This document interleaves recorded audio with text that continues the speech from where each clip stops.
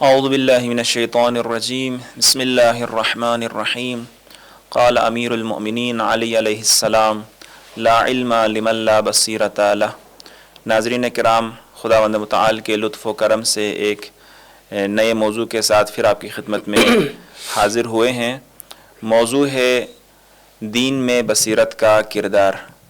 اس نہایت اہم موضوع پر گفتگو کرنے کے لیے آج ہمارے ساتھ تشریف فرمائے ہیں حوزہ علمیہ قم المقدسہ سے جناب حجت الاسلام والمسلمین آقا سید عمران علی نقوی حفظہ اللہ۔ ہم آغا صاحب کے نہایت شکر گزار ہے کہ انہوں نے خصوصی وقت نکال کے ہمیں اس پروگرام میں جوائن کیا ہے۔ السلام علیکم آغا صاحب۔ وعلیکم السلام ورحمۃ اللہ۔ آپ کا بہت شکریہ کہ آپ نے اس پروگرام میں ہمیں جوائن کیا اور اس اہم موضوع پر گفتگو کرنے کے لیے۔ آپ کا بھی نہایت شکریہ کہ آپ نے ہمیں موقع دیا سلامت رہیں کہ اس پلیٹ فارم کے ذریعے سے ہم دین کے معارف کو ناظرین محترم کی خدمت میں پیش کر سکیں۔ سلامت رہیں۔ آغا صاحب، اولاً ہم جاننا چاہیں گے کہ چونکہ ہمارا موضوع بھی یہی ہے کہ دین میں بصیرت کا کردار، تو بصیرت کا کیا رول ہے دین میں، دین کی نگاہ میں، دین کی تعلیمات میں، تو ہم یہ جاننا چاہیں گے کہ دین میں بصیرت کی کیا اہمیت ہے دینی تعلیمات میں، اور بصیرت کا ہونا کیوں ضروری ہے ایک فرد کے لیے؟ آیا علم و عمل کافی نہیں ہے، اس کا مسئلہ بصیرت کا ہونا ضروری ہے؟ بالآخر ذرا اس پہ آپ روشنی ڈالیے گا۔ بصیرت دین کا ایک بہت ہی اہم موضوع ہے۔ اگر ایک اعتبار سے اس طریقے سے بیان کیا جائے کہ بصیرت دین کا اصلی موضوع ہے، کہ دین اپنے پیروکار کے اندر سب سے پہلا جو کام کرتا ہے وہ بصیرت پیدا کرنا ہے، اور جب تک بصیرت انسان کے اندر پیدا نہ ہو اس وقت تک انسان صحیح اور غلط کو تشخیص نہیں دے سکتا، حق اور باطل کو پہچان نہیں سکتا۔ اس لیے آپ ایک مرتبہ کتب آسمانی پر اور انبیاء علیہم السلام کی، ائمہ علیہم السلام کی تعلیمات پر نگاہ کر کے دیکھیں، جو سب سے اہم پیغام تھا، ایک مشترک پیغام تھا ان کتب آسمانی کا، ان الہی رہبروں کا، وہ یہی تھا کہ اپنے پیروکاروں کے اندر بصیرت پیدا کرنا چاہتے تھے۔ صحیح۔ لہٰذا جو کچھ بھی لے کے آئے اس کا جو مرکز و محور تھا وہ بصیرت تھی، کہ جو اس الہی کتاب کو پڑھے، اس الہی کتاب کو پڑھنے سے جہاں پر اس کے اندر معلومات کا اضافہ ہوگا، اس کے اندر علم آئے گا، اس کے ساتھ اہم ترین چیز اور خصوصیت جو انسان کے اندر پیدا ہوگی وہ بصیرت ہے۔ ماشاءاللہ۔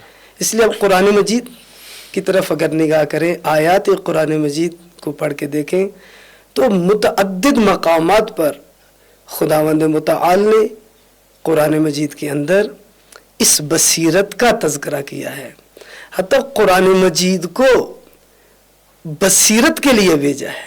سبحان اللہ۔ خود قرآن وسیلہ ہے بصیرت کا۔ آگے جب ہماری بحث چلے گی تو عرض ہوگا، یعنی آپ کی مراد یعنی بصیرت ہدایت کا ایک جز یا حصہ شمار کیا آپ نے؟ ہدایت کے ذریعے سے ہی انسان کے اندر بصیرت آتی ہے۔ صحیح۔ یہی جو تعلیمات انسان کے پاس پہنچتی ہیں، دین کی تعلیمات، انبیاء کی تعلیمات، یہ تعلیمات انسان کے اندر بصیرت پیدا کرتی ہیں۔ یعنی بصیرت نتیجہ ہے ہدایت و تعلیمات، ہدایت کا، اور روشنی انسان کے اندر پیدا ہوتی ہے، ایک نورانیت انسان کے اندر پیدا ہوتی ہے۔ آگے جا کے ہم بصیرت کا معنی کریں گے انشاءاللہ، پھر بات یہ زیادہ واضح ہو جائے گی۔ قرآن مجید کا میں خداوند متعال نے سب سے پہلے خود قرآن مجید کا تعارف کرایا، قد جاءکم بصائر من ربکم، یہ بصائر آپ کے رب کی طرف سے تمہاری طرف آئے ہیں، یعنی قرآن مجید، یہ آیات قرآن مجید، یہ آیات جو نازل ہوئی ہیں یہ برہان ہیں، یہ دلیل ہیں، یہ رہنما ہیں، یہ روشنی ہے انسان کے لیے۔ اور اس کے بعد قرآن مجید ایک اگلا حصہ آیت کا بہت خوبصورت ہے، فمن ابصر فلنفسہ، یہ جو بصائر آپ کے رب کی طرف سے آپ کی طرف نازل ہوئی ہیں، یہ آیات الہی جو انسان کے لیے بصیرت کا ذریعہ ہیں، اگر ان آیات الہی کے ذریعے سے انسان نے اپنے اندر بصیرت پیدا کی فلنفسہ ہی، تو اس کا فائدہ انسان کو خود ہی پہنچنے والا ہے۔ لیکن اگر ان آیات کی طرف اس نے پشت کی ومن اما، اور جس نے پشت کر دی ان آیات کو، خدا کی آیات کو نظر انداز کیا، تو پھر اس کا نتیجہ بھی خود ہی اس کو بھگتنا ہوگا، یعنی وہ بے بصیرت رہے گا، وہ بے بصیرت رہے گا۔ ایک اور آیہ مجیدہ میں رسول اکرم صلی اللہ علیہ وآلہ وسلم تعارف کرواتے ہیں اپنا اور اپنے پیروکاروں کا۔ یہ بہت خوبصورت آیت ہے، ناظرین محترم حتماً اس کی طرف توجہ کریں۔ قُلْ هَٰذِهِ سَبِيلِي، خداوند متعال پیغمبر اکرم کو حکم دے رہے ہیں، اے پیغمبر آپ کہیں ان کو، اپنے پیروکاروں کو، اپنی امت کو، قُلْ هَٰذِهِ سَبِيلِي، یہ میرا راستہ ہے، ادعو الی اللہ علی بصیرۃ انا ومن اتبعنی، یہ میرا راستہ ہے، ادعو الی اللہ علی بصیرۃ، میں انا ومن اتبعنی، اور جو بھی میری اتباع کرتے ہیں، یہ اللہ کی طرف بلاتے ہیں، لیکن ایسے نہیں ہے کہ لوگوں کو دھوکہ دیتے ہوئے، فریب دیتے ہوئے، لوگوں کو بے شعوری میں رکھتے ہوئے، نہ، اعلیٰ بصیرتن، بصیرت کے ذریعے سے شعور پیدا کر کے لوگوں کے اندر بصیرت پیدا کر کے، لوگوں کے اندر فہم پیدا کر کے، ان کی ضمیر جھنجھوڑ کے، ہاں، کہ تم جس راستے کو انتخاب کر رہے ہو یہ کون سا راستہ ہے، یہ تمہارے نقصان کا راستہ نہیں ہے، اس میں تمہارا اپنا ہی فائدہ ہے، اور اسی میں تمہاری دنیا اور آخرت کی نجات ہے۔ ایک اور آیہ مجیدہ میں سورہ مبارکہ انفال آیت نمبر 29، ان تتقوا اللہ یجعل لکم فرقانا، یہاں تقوی کا نتیجہ فرقان ذکر کیا گیا ہے، اور علامہ طباطبائی تفسیر المیزان میں اس کی تفسیر میں بیان کرتے ہیں کہ فرقان سے مراد وہی بصیرت ہے کہ جس کے ذریعے سے انسان حق اور باطل کو ایک دوسرے سے جدا کر سکتا ہے۔ اس کے علاوہ سورہ مبارکہ حدید کے اندر وَيَجْعَلْ لَكُمْ نُورًا تَمْشُونَ بِهِ، خدا نے تمہارے لیے نور کو قرار دیا ہے، تمشون بِهِ، کہ جس کے ذریعے سے تم چلتے ہو، یعنی یہ نور وہی بصیرت ہے جو انسان کے اندر خداوند متعال یہ نعمت انسان کو عطا کرتا ہے، اور پھر اس بصیرت کی روشنی میں انسان دنیا میں زندگی بسر کرتا ہے، وہ اس کی انفرادی زندگی ہو یا اس کی اجتماعی زندگی ہو۔ بس ان آیات الہی کو اور آیات قرآن مجید کی طرف انسان اگر نگاہ کرے تو آپ دیکھیں کتنے اہتمام کے ساتھ خدا نے اس بصیرت کو بیان کیا، اور انبیاء کی تعلیمات کا مرکز و محور، رسول اللہ کی تعلیمات کا مرکز و محور اسی بصیرت کو ذکر کیا ہے۔ یہ آپ کے سوال کا ایک حصہ ہے کہ جس میں ہم نے قرآن مجید کی آیات کے ذریعے سے اس بصیرت کی اہمیت کو بیان کیا ہے۔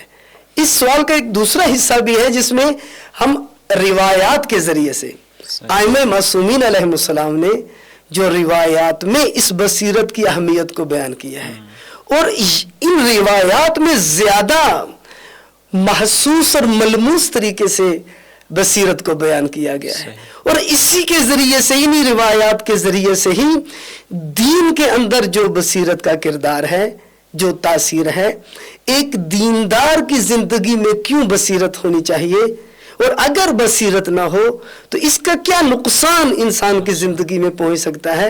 اور خصوصاً آج جو رہبر معظم انقلاب امام علی خامنائی جو بار بار تاکید کرتے ہیں کہ بصیرت جوانوں کے لیے آج بہت ضروری ہے، دینداروں کے لیے، مومن جوانوں کے لیے بصیرت بہت ضروری ہے، وہ انہی روایات سے اس کی اہمیت کا اندازہ ہو جاتا ہے۔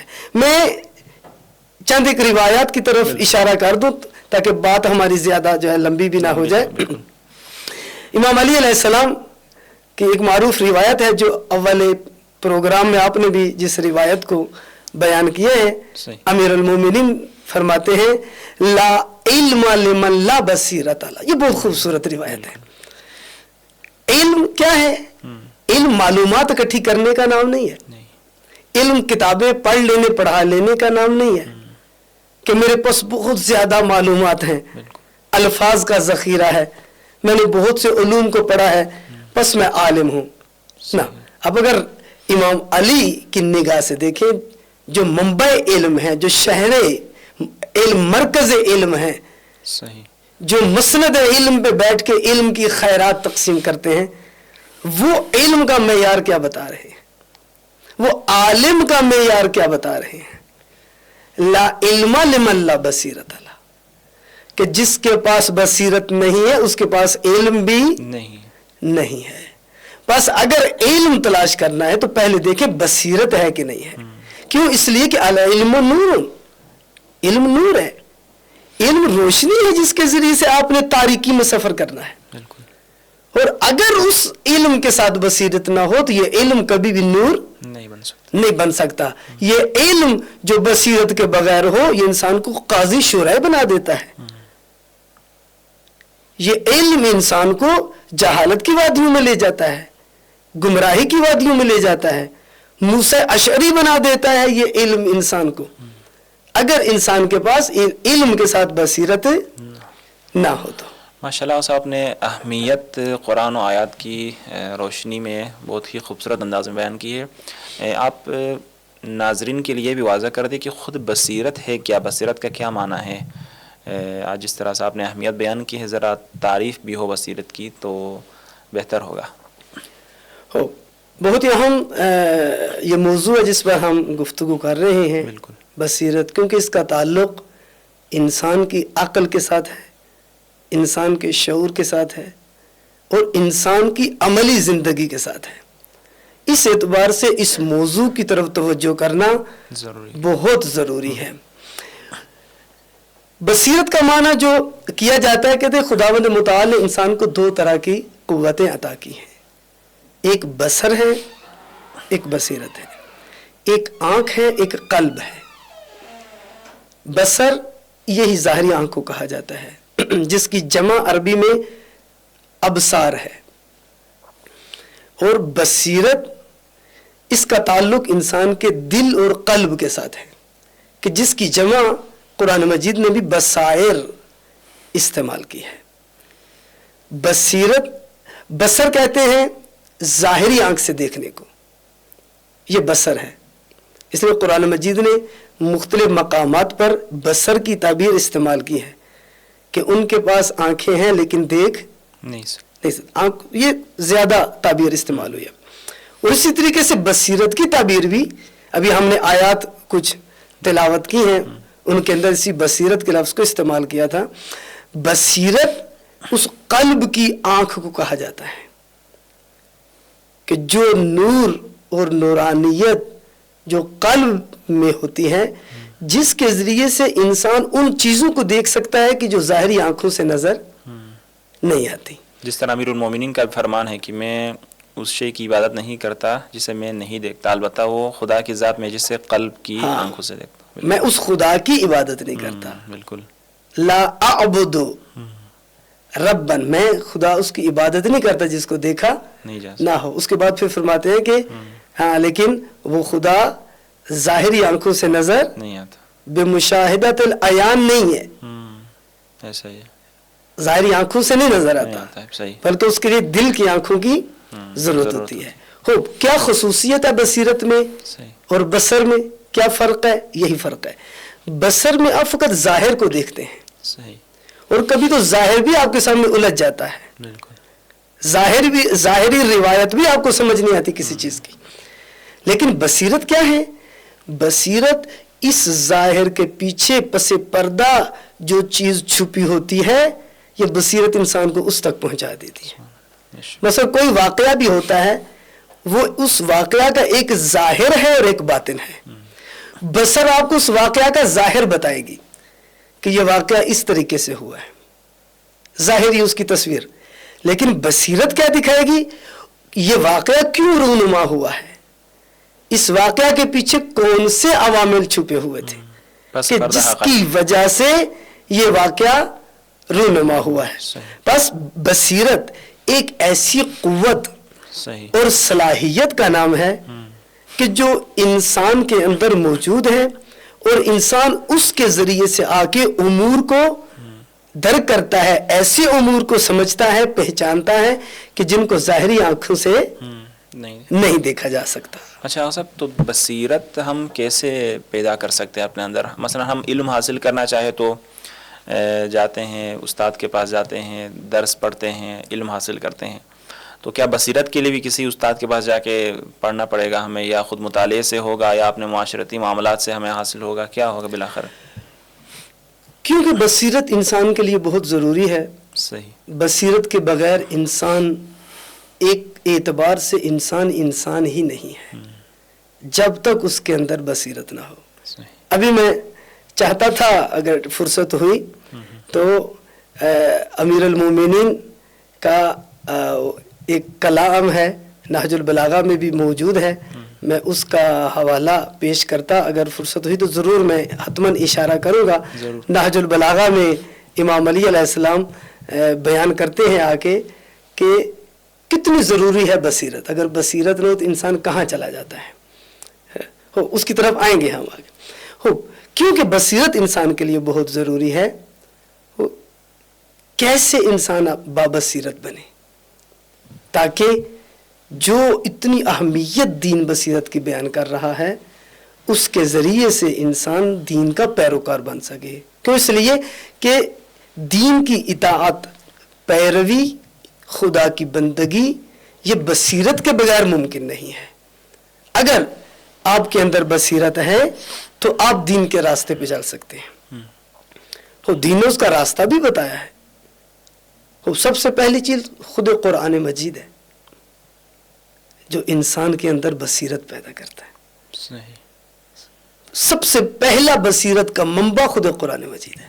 صحیح. البتہ قرآن کا سمجھنا مراد ہے یہاں پر. امام علی علیہ السلام بیان کرتے ہیں قرآن کے تمام مراتب. اچھا. ہر جس مرتبے میں بھی آپ قرآن سے تمسک کریں قرآن آپ کو فائدہ پہنچائے گا. صحیح. سے امام علی علیہ السلام فرماتے ہیں ما جالس هذا القرآن احد الا قام عنه بزیادت او نقصان. امام فرماتے ہیں کوئی انسان بھی ایسا نہیں ہے کہ وہ قرآن کے ساتھ مجالست رکھتا ہو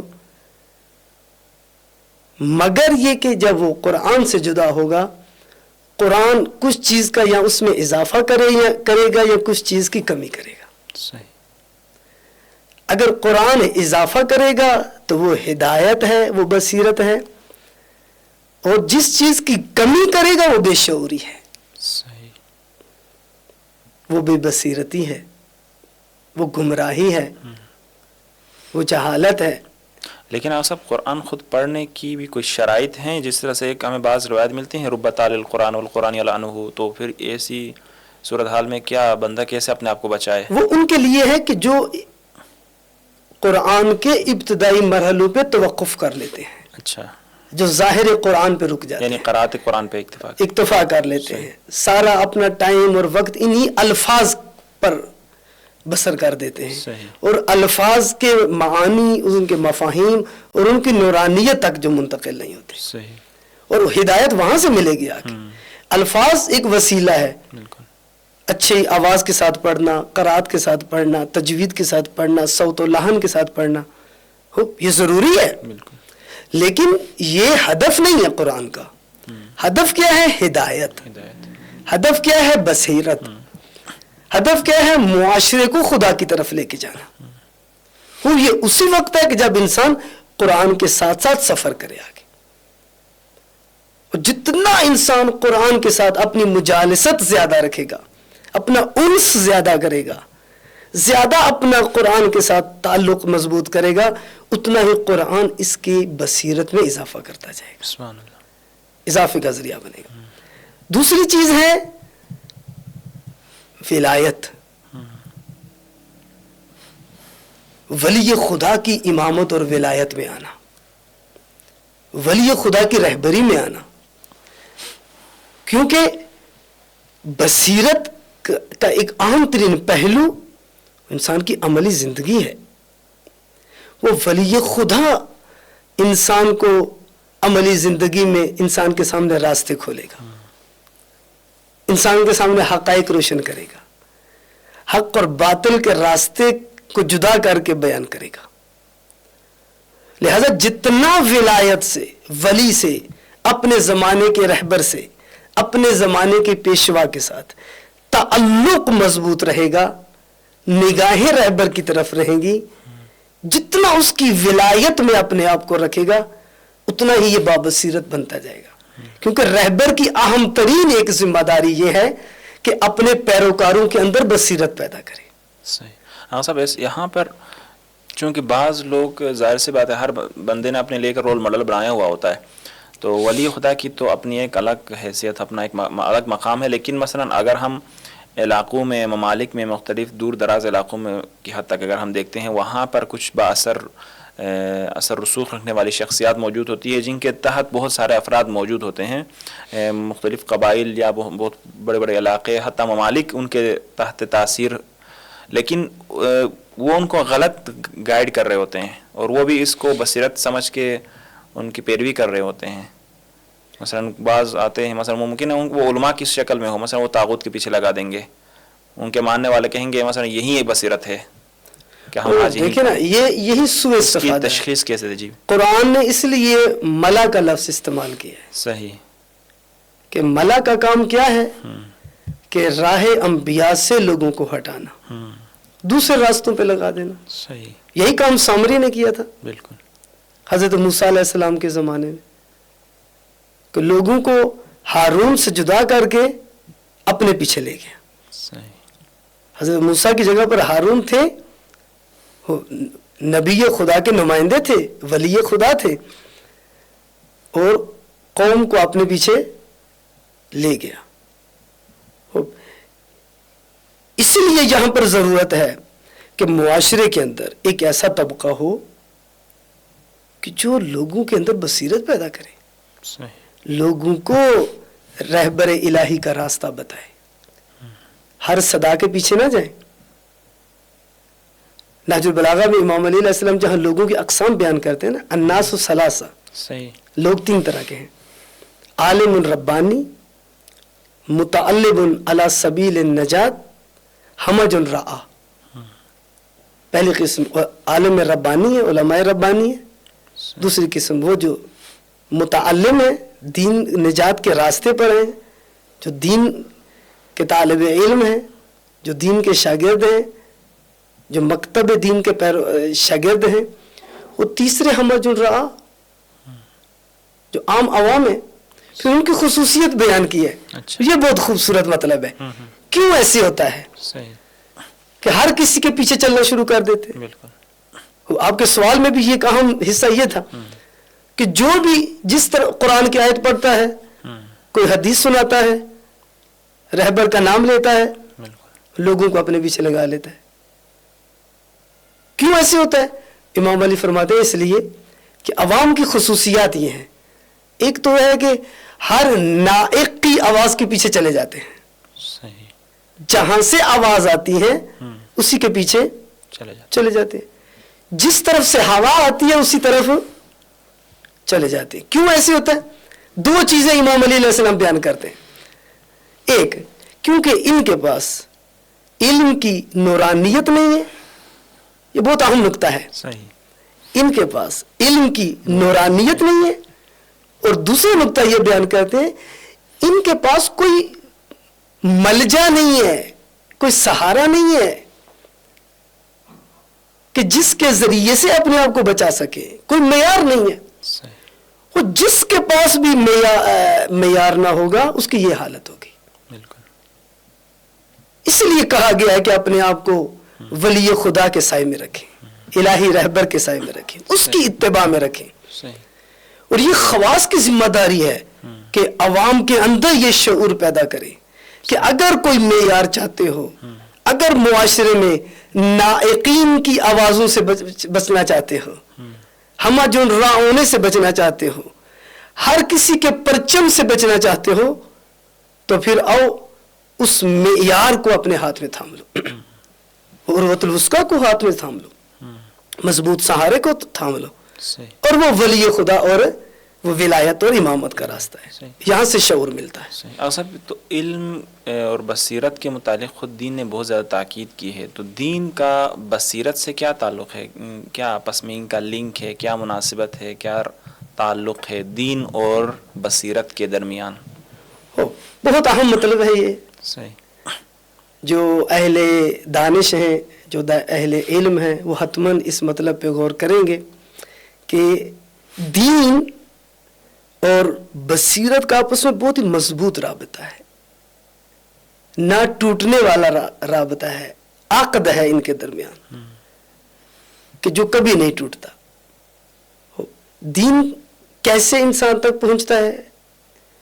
انسان کے اندر دین کب آتا ہے؟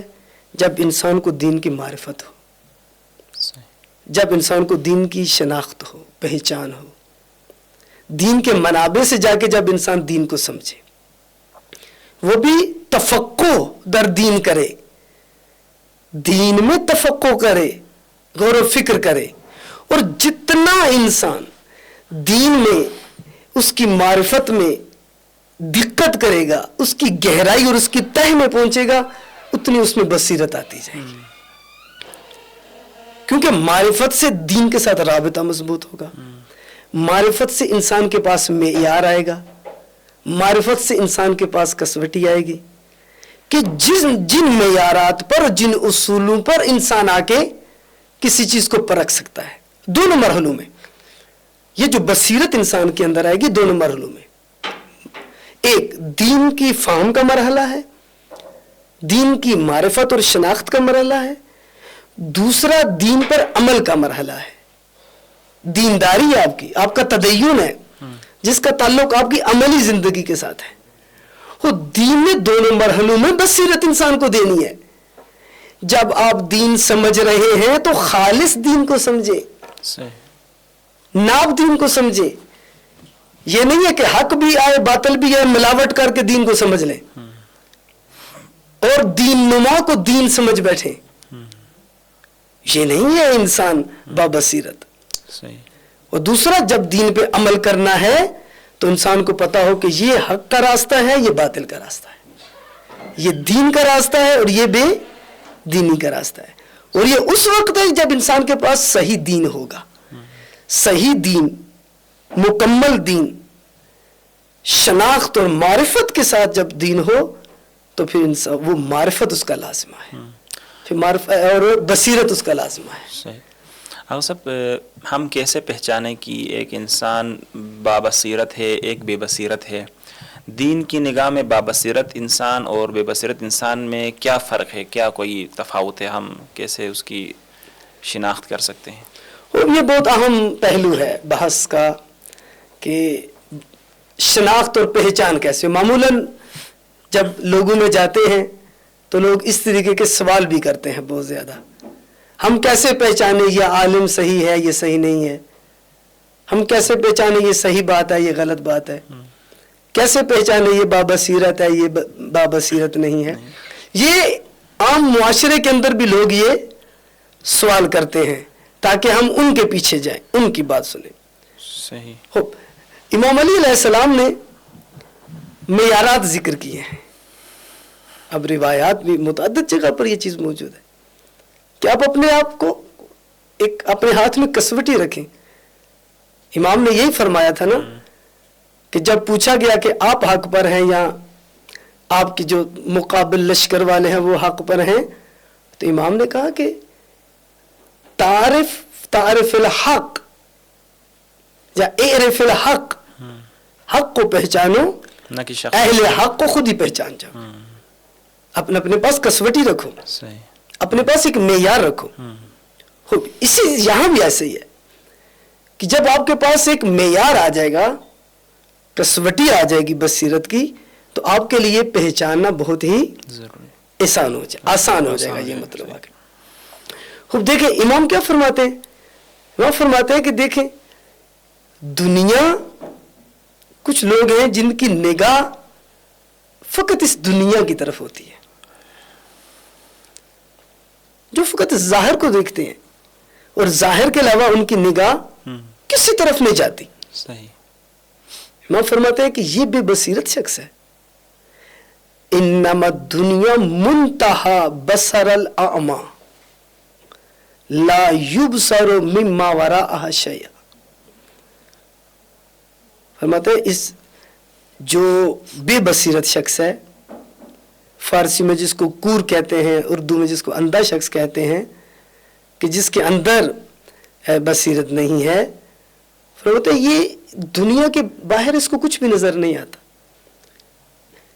اس کی نگاہ فقط دنیا تک محدود ہے. دنیا کے مفادات، دنیا کے امور، دنیا کے معیارات پہ سوچتا ہے، دنیا کے معیارات پہ فیصلے کرتا ہے، دنیا کے معیارات پہ شخصیتوں کو دیکھتا ہے. عالم کو بھی دیکھتا ہے تو دنیا کی نگاہ سے دیکھتا ہے، دین کو دیکھتا ہے تو دنیا کی نگاہ سے دیکھتا ہے. کہتے ہیں یہ بے بصیرت شخص ہے. بابصیرت کون ہے؟ اس کی طرف اشارہ کرتے ہیں. والبصیر ینفذها بصر ویعلم ان الدار وراءها. امام فرماتے ہیں لیکن جو صاحب بصیرت ہے وہ کیا کرتا ہے؟ اس کی نگاہ آگے چلی جاتی ہے، دنیا کو عبور کرتی ہے. اس دنیا کے زندان میں اس کی نگاہ محصور نہیں رہتی. دنیا کے حوادث کو، واقعات کو، چیزوں کو فقط اس ظاہری نگاہ سے نہیں دیکھتا، بلکہ پس پردہ جو عوامل چھپے ہوئے ہیں ان کی طرف اس کی نگاہ رہتی ہے آگے. لہذا دیکھیں یہاں پر ایک معیار ذکر کر دیا کہ جو فقط ظاہر پر رکا رہے وہ صاحب بصیرت نہیں ہے، بابصیرت نہیں ہے. بلکہ بابصیرت کون ہے؟ جو پس پردہ عوامل تک پہنچ جائے اور کسی بھی کام کے پیچھے چھپے ہوئے عوامل کو سمجھ کر وہ لوگوں کے سامنے بیان کرے کہ اس واقعہ کے پیچھے کون سے حقائق چھپے ہوئے ہیں. یہ بابصیرت شخص ہے. اور سب دیندار بننے میں، دین کے راستے پر چلنے میں، یا حتیٰ دین کی راہ میں قربانی دینے کا بھی ایک وقت آ جاتا ہے. ان تمام معاملات میں بصیرت کا کیا رول ہے، کیا کردار ہے؟ آیا بصیرت کے بغیر بھی انسان دین کی راہ میں مثلا قربانی دے سکتا ہے یا دیندار بن سکتا ہے؟ پہلے میں ایک نقطہ یہاں پر عرض کرتا جاؤں کہ بصیرت کی تھوڑی سی وضاحت میں آگے کہ بصیرت کے بارے میں ایک دو جملہ اضافہ کر دوں تاکہ مطلب اور تھوڑا سا روشن ہو جائے. کہ جب ہم بصیرت کو بیان کرتے ہیں تو بس بابصیرت شخص وہ ہے جس کے اندر یہ صلاحیت ہوتی ہے کہ وہ حالات کا تجزیہ کر سکے. اچھا. اس لیے دیکھیں نہج البلاغہ میں امام علی علیہ السلام نے خواص کا تذکرہ کیا ہے. خواص اور عوام کو جدا جدا کر کے بیان کیا ہے. خواص کون ہوتے ہیں؟ جو حالات کا تجزیہ کر سکتے ہیں، جو تحلیل کر سکتے ہیں، جو تجزیہ و تحلیل کر کے کوئی پیشن گوئی کر سکتے ہیں. یہ بابصیرت شخص ہے، اس کے اندر بصیرت ہے. اس لیے رہبر معظم انقلاب بہت تاکید کرتے ہیں کہ آج کے جوانوں کے پاس قوت تحلیل ہو، آج جوانوں کے پاس قوت تجزیہ ہونا چاہیے. وہ اپنے زمانے میں پیش آنے والے حالات کا صحیح تجزیہ و تحلیل کر سکیں، بے شک ان واقعات کی تہ تک پہنچ سکیں آگے. یہ شخص ہے جو بابصیرت ہے، کہ جو خود دوسروں کی رہنمائی کر سکتا ہے، جو خود صاحب نظر ہے. کوئی شبہ آ کے اس کو گمراہ نہ کرے، نہیں کر سکتا آگے، کہ جو بھی ہے اس کو اپنے پیچھے لے جائے. اور یہی مشکل رہی ہے صدر اسلام سے آج تک، کہ جب بصیرت نہیں تھی دین کے راستے پہ آگے، اہل بیت کے پاس بھی آگے، ائمہ کے اصحاب میں شامل ہو گئے، لشکر میں شامل ہو گئے، لیکن کیونکہ بصیرت نہیں تھی اس لیے جب بھی ان کا امتحان لیا گیا پھسل گئے، کیونکہ پاس کسوٹی نہیں تھی. جس طرح کسی بزرگ کا غالباً آیت اللہ جوادی عاملیہ کسی آیت اللہ بہجت کے متعلق میں نے سنا ہے کہ جب ان سے پوچھا گیا کہ امام سے ملنے کے متعلق کوئی سوال پوچھا گیا تو انہوں نے فرمایا کہ امام سے ملنا مہم نہیں ہے، کیونکہ امام سے تو شمر بھی ملا تھے اپنے زمانے کے امام سے، وہ بھی ان کے ساتھ موجود تھے، لیکن بصیرت کی کمی کی طرف شاید بصیرت کی کمی ہے. اشارہ اور بصیرت جو انسان کو کسی راستے پر قائم رکھتی ہے، صحیح استوار رکھتی ہے، مستحکم رکھتی ہے، یہ بصیرت ہے. مگر اگر بصیرت نہ ہو تو انسان، کیونکہ دین کا راستہ بہت سخت راستہ ہے، دین کا راستہ امتحانات کا راستہ ہے، دین کا راستہ مشکلات کا راستہ ہے. روایات میں بھی ہے کہ مومن اسی وقت مومن بنتا ہے جب وہ امتحانوں سے گزرتا ہے. امتحان سے گزرے بغیر کوئی مومن نہیں بن سکتا. اور جو دین کے راستے پہ امتحان ہوتا ہے اس کے لیے جو سب سے اہم چیز ایک جس کی ضرورت ہے وہ بصیرت ہے. اس لیے آپ دیکھیں ائمہ علیہم السلام کے زمانے میں جب امتحان لیا گیا لشکر کا تو بہت بڑی تعداد ناکام ہو گئی. امیر المومنین جنگ صفین میں موجود ہیں. اب علی جنگ جیت رہے ہیں، علی کا ہزاروں کا لشکر ہے جو علی کی رکاب میں لڑ رہے ہیں، علی کی مصاحبت میں لڑ رہے ہیں، علی کے ساتھی ہیں، علی کے انصار ہیں. جہاں پر علی جنگ جیت رہے ہیں اور دشمن کو شکست دے رہے ہیں، اگر واقعاً امیر المومنین اس جنگ میں جیسے کامیابی کی طرف بڑھ رہے تھے، کامیاب ہو جاتے، آج دنیا کا نقشہ کچھ اور ہوتا. جو ظلم و ستم بعد میں بنو امیہ نے کیا اس امت کے ساتھ اور اس دین کے ساتھ، وہ ظلم نہ ہوتا. لیکن کون سی چیز باعث بنی کہ علی، لشکر علی وہ جیتی ہوئی جنگ ہار جائے؟ وہ اصحاب علی کی بے بصیرتی. وہاں پر امیر شام نے عمرو عاص سے مشورہ کیا کہ اب میں کیسے اس جنگ کا نقشہ بدلوں، یہ تو میں جنگ ہار چکا ہوں، کیا کروں؟ وہاں پر اس نے مشورہ دیا قرآن کو نیزے پہ اٹھائیے. یہاں دیکھیں بابصیرت اور بے بصیرت میں فرق. جو بے بصیرت ہے وہ فقط ظاہر دیکھتا ہے، ان کو نیزے پہ اٹھے ہوئے قرآن نظر آ رہے تھے بس، اس لیے تلوار لے کے علی کے مقابلے میں کھڑے ہو گئے کہ ہم قرآن کے خلاف جنگ نہیں لڑیں گے.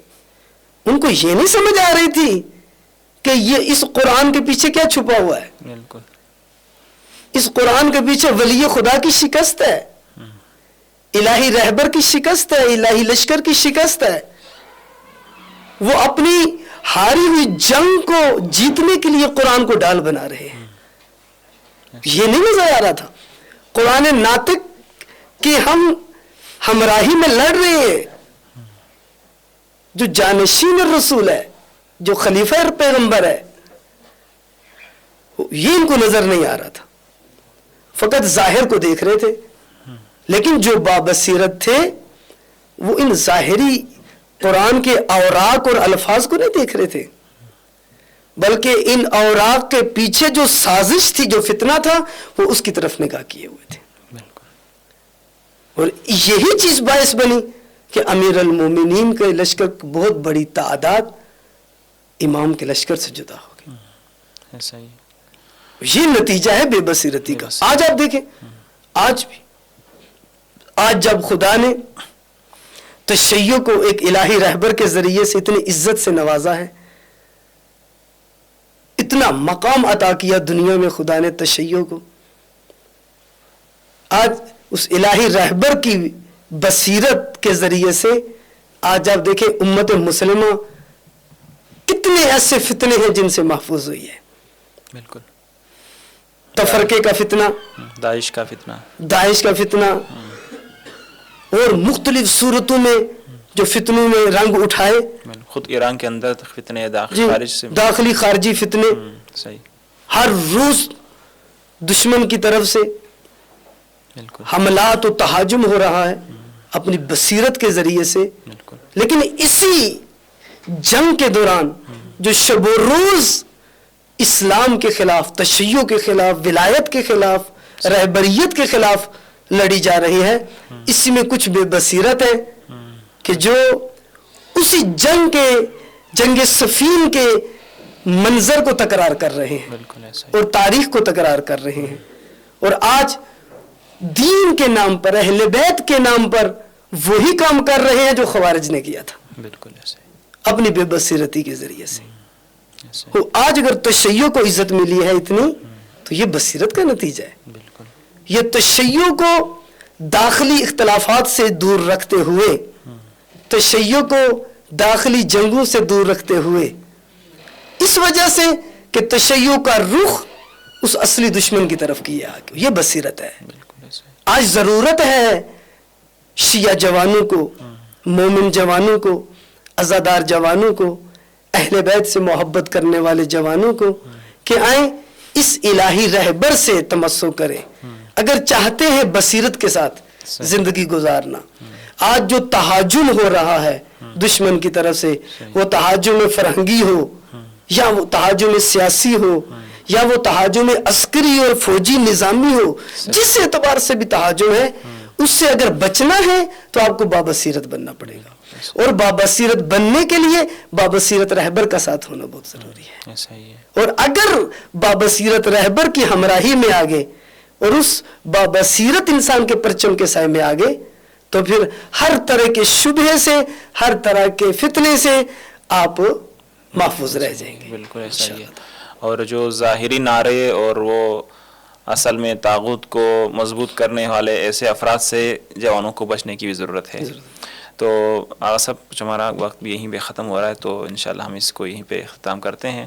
تو ناظرین کرام، آپ نے ملاحظہ فرمایا بصیرت کے متعلق خوبصورت انداز میں آغا صاحب نے روشنی ڈالی ہے اس کے اوپر. تو انشاءاللہ آپ سب نے استفادہ کیا ہوگا.